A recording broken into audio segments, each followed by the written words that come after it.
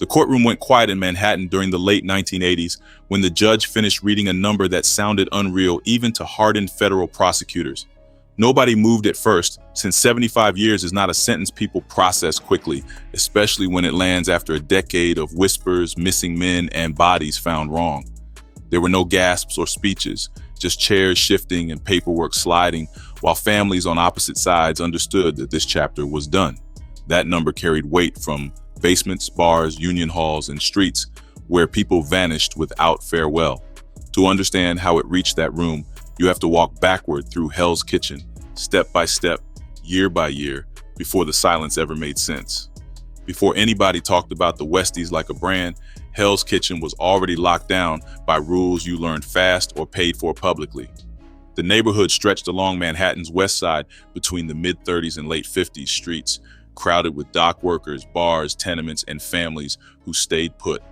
Power there was not abstract or distant, since the man controlling the block might drink at the same bar every night and walk past your door daily. That setup made fear personal, since enforcement came from faces you recognized, voices you heard, and reputations passed down like warnings.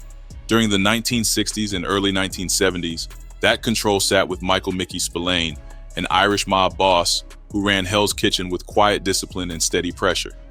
Spillane avoided flashy massacres, preferring kidnappings, threats, and calculated beatings that reminded shop owners and union guys who owned the street.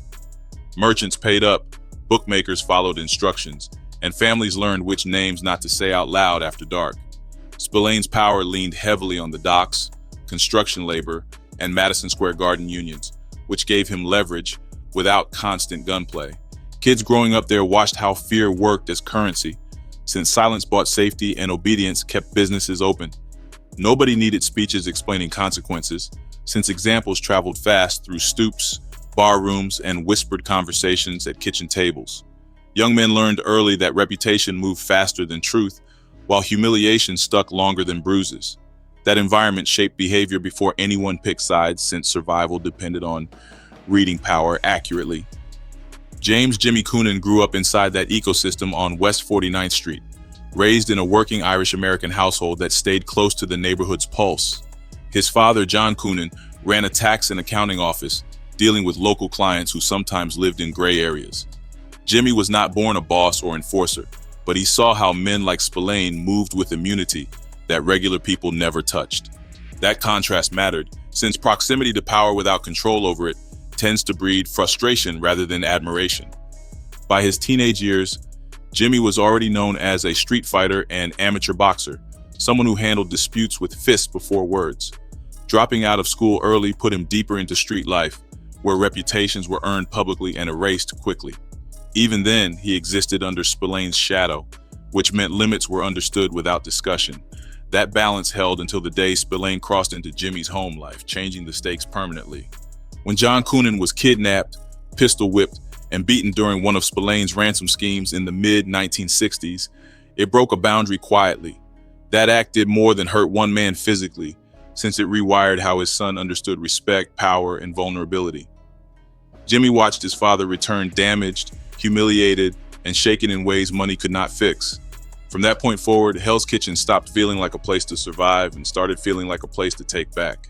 The kidnapping of John Coonan did not unfold like a movie scene, since it followed Spillane's usual pattern of efficiency and intimidation. He was taken, beaten hard enough to leave lasting damage, and released with a message meant for compliance rather than attention. Inside the Coonan household, the impact lingered quietly, since shame sat heavier than anger at first. Jimmy absorbed that moment without speeches or vows, letting it settle into something colder.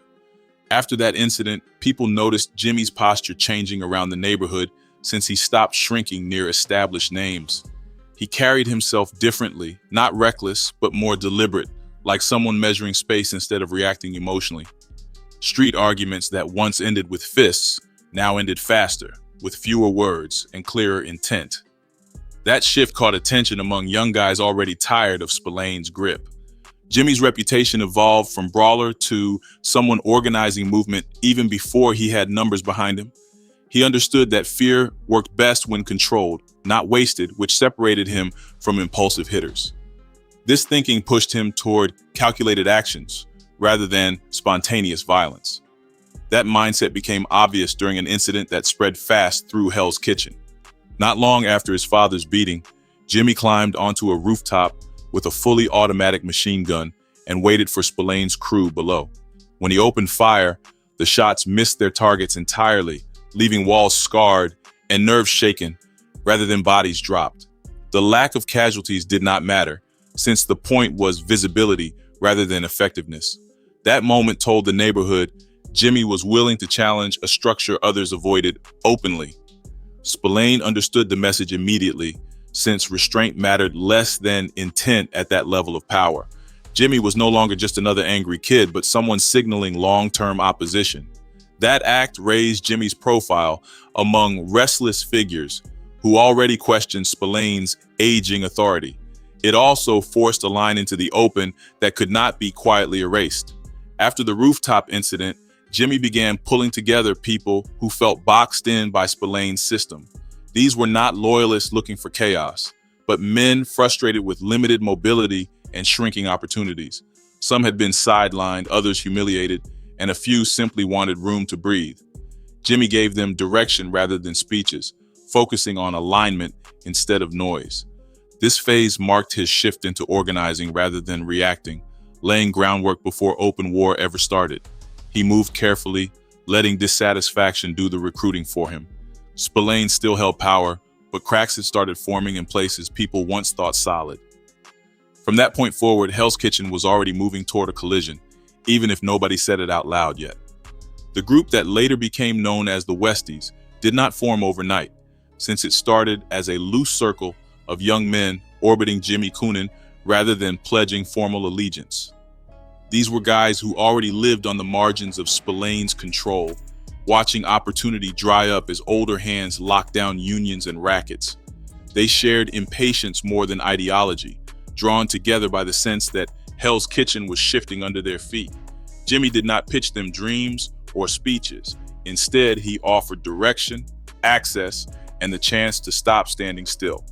That approach mattered, since ambition travels faster when it feels practical rather than symbolic.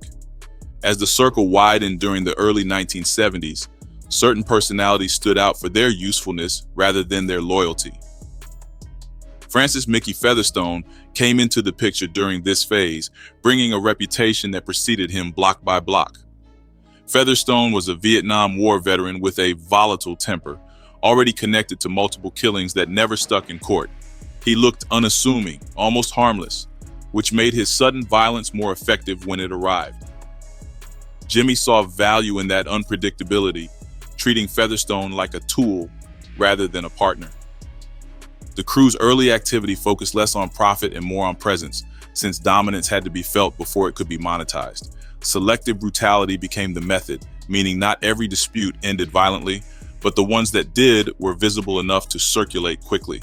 People who stayed loyal to Spillane found themselves pressured through intimidation, vandalism, or quiet abductions that left messages without headlines. Each act was designed to be discussed rather than explained, letting rumor do the heavy lifting. Fear grew not from chaos, but from consistency. Hell's Kitchen residents learned to read these shifts the way people read weather, adjusting routines without asking questions. Bar owners stopped correcting unfamiliar faces, union guys hesitated before reporting issues, and conversations ended earlier than usual. Silence became a form of alignment, signaling awareness rather than approval. The absence of complaints mattered as much as open cooperation. In that space, the Westies gained momentum without formally announcing themselves. Jimmy managed this growth carefully, avoiding unnecessary attention while reinforcing internal discipline. He rewarded reliability more than aggression, keeping the group tight rather than loud. Featherstone handled enforcement, others handled scouting, while Jimmy stayed focused on structure. This division of roles prevented overlap and internal competition, which often destroyed similar crews early. By the mid-1970s, the Westies felt cohesive even without a name. Spillane's authority began to feel heavier during this period, less like order and more like stagnation. Younger operators noticed his reluctance to adapt, especially as external pressure mounted. The neighborhood sensed the balance tilting, even if nobody openly admitted it yet. What once felt permanent started to feel conditional. Hell's Kitchen was approaching a tipping point where obedience no longer felt inevitable.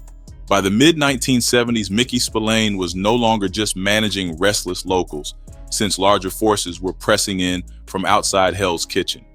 Italian crime families, particularly the Genovese organization, were circling the West Side as major construction projects promised fresh money.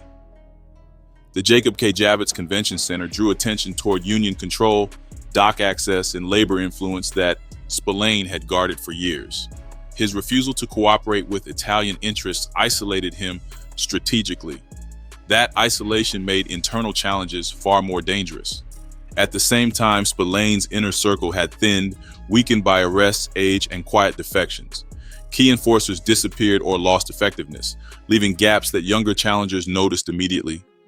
Jimmy Coonan's crew exploited this erosion patiently, stepping into spaces Spillane no longer monitored closely. Pressure came from multiple directions, forcing Spillane to defend territory rather than expand influence. That defensive posture marked a shift in how power was perceived. Jimmy's connection to Roy DeMeo emerged during this overlap of needs, not as a friendship but as a mutual convenience. DeMeo was a feared Gambino associate known for efficiency and discretion, operating far beyond Hell's Kitchen. For Jimmy, DeMeo represented reach and credibility within the Italian hierarchy. For DeMeo, Jimmy offered access to a neighborhood Spillane refused to share. Their alignment reduced obstacles without requiring trust. When Mickey Spillane was shot and killed on May 13, 1977, outside his Queens apartment in Woodside, the act reflected converging interests rather than a single command. Spillane's death resolved Italian frustrations, removed a stubborn barrier, and cleared Jimmy's primary rival simultaneously. No public celebration followed, since the message traveled without noise. Hell's Kitchen understood what had happened before official confirmations arrived. The old order had ended quietly. The aftermath unfolded faster than many expected, as Spillane's remaining allies retreated or went silent. Businesses adjusted payments, union contacts recalibrated relationships, and familiar faces stopped appearing in old spots. Violence dropped briefly, replaced by cautious observation. Jimmy did not announce leadership or demand recognition. He simply filled the vacuum through presence and continuity. Within weeks, the neighborhood felt different, less tense but more controlled. Decisions moved through new channels without formal declarations. Jimmy's authority settled in gradually, reinforced by the crew he had already assembled. There were no speeches or rituals marking the transition. Power changed hands the way it often does in Hell's Kitchen, without asking permission and without room for reversal. By 1977, Jimmy Coonan's position in Hell's Kitchen depended less on ambition and more on unresolved obligations that followed power closely. One of those obligations centered on Charles Ruby Stein, a seasoned loan shark with deep Italian connections who had financed operations across Manhattan for years. Stein had money in play with Coonan's circle, functioning as both a bankroll and a reminder of outside influence. As Jimmy consolidated control after Spillane's death, that financial tie started to feel less like support and more like exposure. The relationship carried risk, since Stein's reach extended beyond Hell's Kitchen into families that expected discipline and repayment. Stein was lured to the Westies base at the 596 Club on 10th Avenue under the pretense of settling accounts during early May 1977. The location mattered, since it doubled as a neighborhood bar and an operational hub where loyalty could be controlled. Once inside, the situation turned quickly, ending with Stein shot and killed away from public view. What followed was not spontaneous, since dismemberment had already been discussed as a method of disposal. The goal focused on erasing identity rather than spectacle. The planning failed at a basic level, since the body was placed into the Hudson River without addressing trapped air inside the torso. Days later, Stein's remains surfaced near the shoreline, drawing immediate attention from police and press. The discovery shocked even seasoned detectives, since the violence suggested intent beyond robbery or impulse. Hell's Kitchen residents noticed the shift instantly, recognizing that disposal errors changed how crimes were interpreted. What was meant to disappear instead announced itself loudly. Law enforcement attention sharpened after the Stein discovery, shifting from routine surveillance to targeted interest in emerging West Side players. The brutality suggested organization rather than chaos, prompting federal agencies to log names previously considered secondary. On the street, the message landed differently, reinforcing fear rather than curiosity. People understood that mistakes happened, but the willingness to dismember sent a clearer signal about limits. Conversations shortened, questions disappeared, and caution became default behavior. From that point forward, dismemberment turned into a calling card rather than a logistical necessity for the Westies. The act communicated resolve, telling rivals and debtors alike that boundaries no longer existed. Victims were selected deliberately, ensuring stories traveled fast enough to discourage resistance. The violence was not random, since each incident reinforced a pattern people learned to recognize. That recognition mattered more than numbers. Fear grew heavier during this phase, even as profits remained uneven and unstable. The Westies were not yet maximizing income, focusing instead on controlling perception and obedience. Debtors paid faster, rivals paused longer, and neutral parties avoided involvement altogether. The neighborhood adjusted its rhythm around uncertainty rather than opportunity. Jimmy understood that dominance required patience before monetization. The Stein killing altered internal dynamics as well, increasing reliance on trusted enforcers who accepted extreme methods without hesitation. This reliance elevated figures like Mickey Featherstone, whose volatility suited message crimes. Each successful intimidation reduced the need for negotiation later. The structure hardened through repetition rather than expansion. Hell's Kitchen learned that resistance carried consequences difficult to reverse. Once fear settled into routine, the Westies began converting control into consistent revenue through structured rackets. Loan sharking came first, offering fast cash to residents and businesses shut out of legitimate credit. Interest rates climbed aggressively, trapping borrowers inside cycles that favored enforcement over negotiation. Payments were collected in person, reinforcing visibility and accountability. Missed deadlines triggered reminders that escalated quickly. Union influence followed naturally, since labor controlled access to steady money on the docks and construction sites. The Westies inherited contacts previously managed by Spillane, then expanded through intimidation rather than persuasion. Union officials understood expectations without formal meetings, adjusting hiring and job assignments accordingly. Resistance rarely lasted, since threats targeted livelihoods rather than pride. Control over labor translated directly into leverage. Construction projects around Manhattan's West Side offered larger returns, particularly as developments increased during the late 1970s. Contractors paid to avoid delays, vandalism, or labor disruptions that could ruin schedules. The Westies positioned themselves as problem solvers, creating issues quietly before offering solutions. That approach normalized extortion without public conflict. Money flowed steadily through envelopes rather than records. The docks remained critical, linking Hell's Kitchen to import routes and longshoremen unions. Control there enabled access to stolen goods, no-show jobs, and kickbacks hidden inside payrolls. Dock workers learned which supervisors to answer and which questions to avoid. This control extended influence beyond neighborhood borders. The operation felt expansive without becoming visible. The arrangement with the Gambino family formalized during this period, functioning strictly as a transaction rather than an alliance built on respect. Jimmy agreed to kick up a percentage of earnings in exchange for financing and protection. The deal provided capital for loan sharking while offering insulation from Italian retaliation. No loyalty was implied, only mutual benefit. Both sides understood boundaries clearly.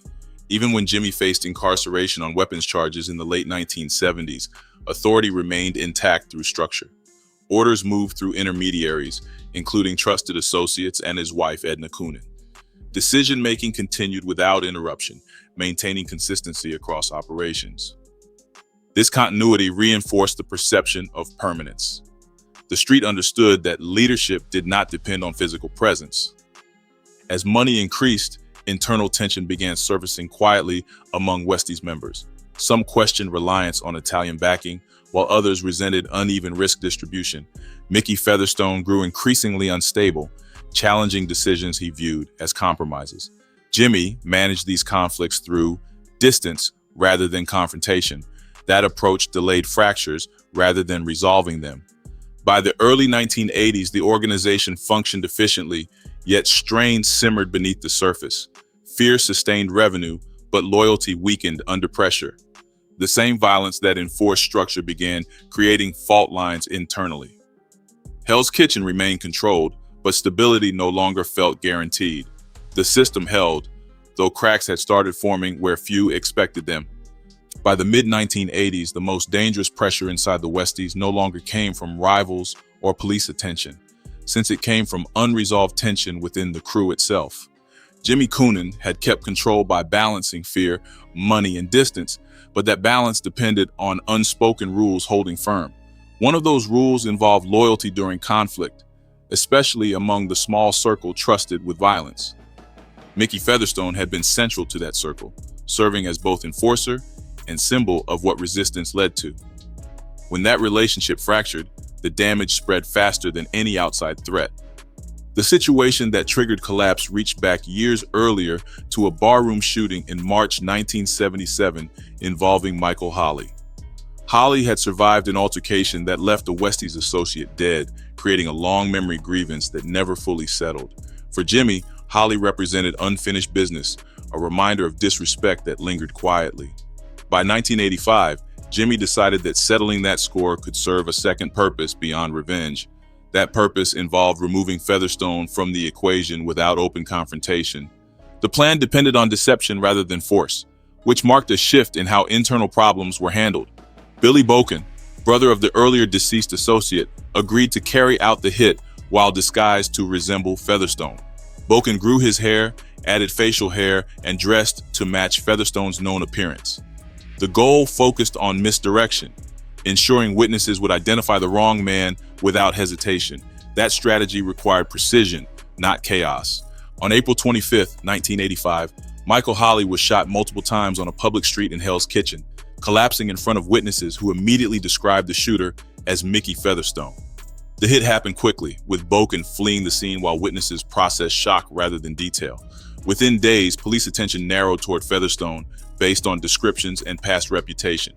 The setup worked exactly as intended at first. Featherstone was arrested and charged with murder.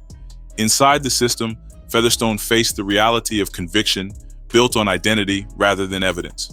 Witnesses identified him confidently, relying on appearance and familiarity rather than forensic confirmation. During trial proceedings, Featherstone realized that no one from his own crew was intervening on his behalf. That silence hit harder than the charges themselves. The understanding settled that he had been positioned deliberately. Featherstone's conviction carried a sentence of 25 years to life, sending him to prison under the belief that his own people had sacrificed him. That realization triggered a psychological shift that unfolded slowly rather than explosively. Rage gave way to clarity as Featherstone replayed events with a new lens. Loyalty felt conditional rather than mutual. Survival began to outweigh allegiance. This betrayal violated an internal rule that sustained violent organizations longer than fear or money. Members accepted risk, prison, even death, trusting that the structure protected its own. By framing Featherstone, Jimmy shattered that expectation permanently. The damage extended beyond Featherstone as whispers spread quietly among remaining members. Doubt entered spaces previously governed by certainty. Inside prison, Featherstone had time to reassess his position without distractions. He recognized that silence offered no reward, while cooperation presented leverage. The decision did not come immediately, since crossing that line meant permanent separation from his former life. His wife, Sissy Featherstone, played a critical role during this period, reinforcing the reality that loyalty had already been broken.